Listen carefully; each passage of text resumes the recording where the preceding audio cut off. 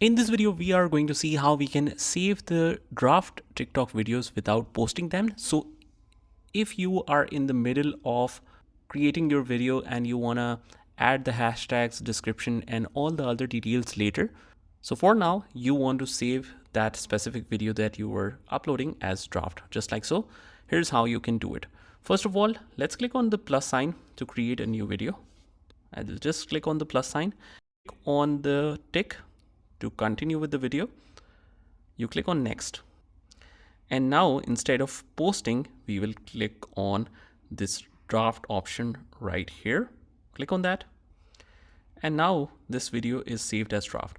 Now, once you visit your profile from the bottom right hand corner, you will be able to see that specific videos in the drafts folder that appear just like this. So we click on that and here's your draft video that you can continue editing or even continue recording. And that is how we do it. I hope you found this video helpful, and if you did, hit the like button and subscribe to our channel, and I will see you in the next one.